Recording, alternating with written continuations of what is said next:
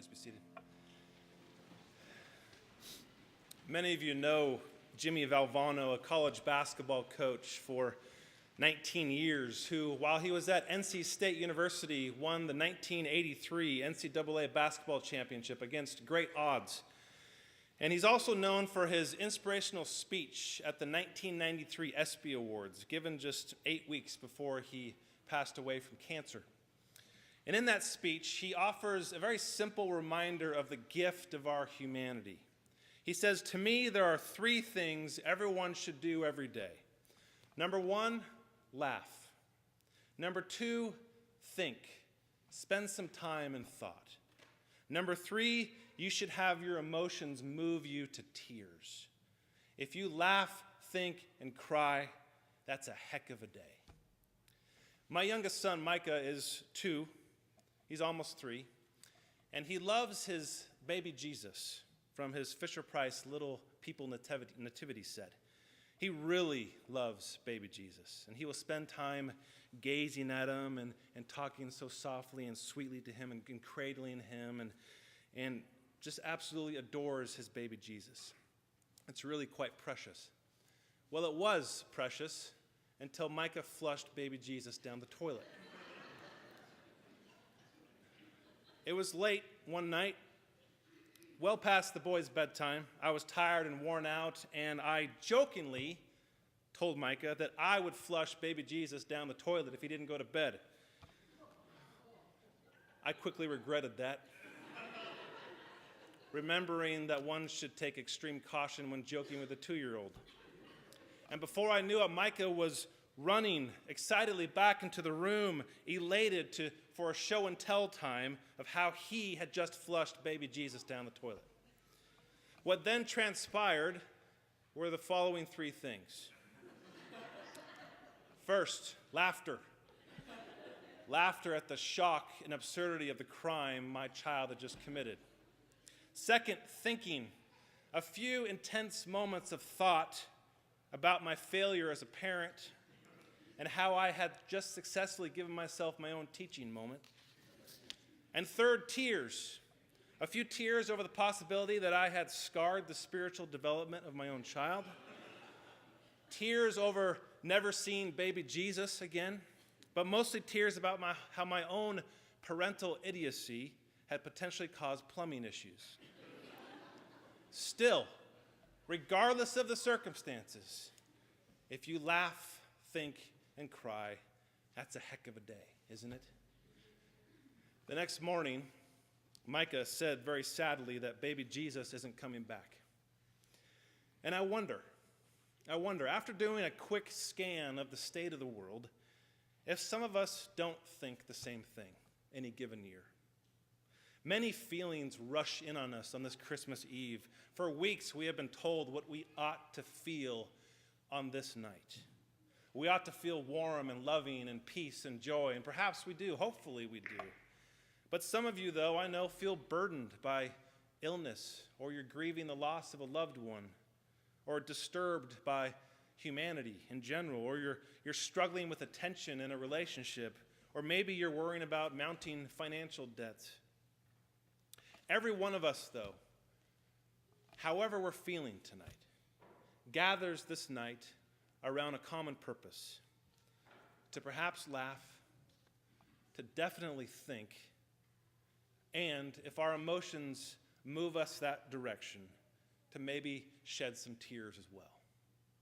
In other words, we are here tonight to be lost once again in wonder, love, and praise. For too many people, I think, Christianity seems like a bad math problem or a traffic jam or just a list of legalistic rules that leave no room for any kind of fullness or joy or abundance of life. But Christmas Eve pushes back. It pushes back hard against that limited perspective. Christmas Eve invites us into the wonder, into the enormity of love come down, and above all, to give praise for the laughter, thoughts, and tears that are inspired by this one heck of a Christmas night. You may know the story, but it was Christmas Eve in the Austrian Alps at the little church of St. Nicholas in Oberndorf village, a village near Salzburg. And Father Joseph Moore prepared for the midnight service, but he was very distraught because a few days prior, his organist had told him that the organ was broken and it would not be fixed in time for the service. The organist said that he could play his guitar if that was appropriate enough, and Father Moore agreed that the guitar music would be good, and he added that he had written a simple poem that the organist might be able to set to music. And so that night in 1818, in St. Nicholas Church, the world heard in German for the very first time, Silent Night. We still sing this simple song years later, and we will sing it again tonight in a few moments, because the song captures the spirit of this night. And who knows what that first Christmas was really like? We like to glamorize a little bit the Christmas scene, a blissful Mary, a glowing baby Jesus under starry skies on a still night. Was it still and silent, or was it utter chaos? I imagine a very weary Mary, already buckling under the pain of contractions, stumbling into the barn. The smell of manure was overpowering, but she had nowhere else to go. I wonder what ran through Joseph's mind. Perhaps he was beginning to doubt her, or doubt whether God would truly send this child with nowhere to lay his head. I wonder what changes in a shepherd once he's seen a host of heavenly angels. Did their hearts go into AFib after being bombarded like children bombard gifts on Christmas morning? I wonder if the incarnation was as much a shock to the angels as it was to the shepherds. Or did they know God's plan all along? What in them cared that much that inspired their song? Whatever and however it unfolded, it is my hunch that there was quite a mixture of laughter, thought, and tears at the sheer holiness in the midst of such ridiculous circumstances.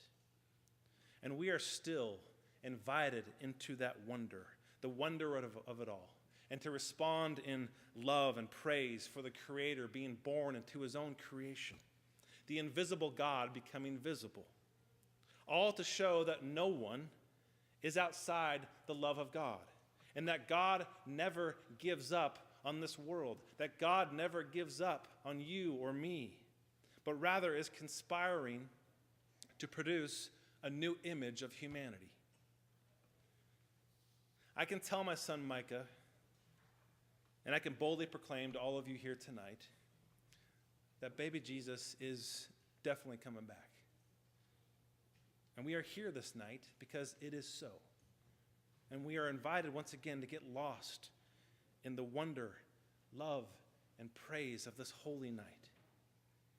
And so may you find the time and space tonight, tomorrow, to let the good news of Christmas move you to laugh, think, and maybe even shed a few tears. Because it is one heck of a night. And tomorrow will be one heck of a day.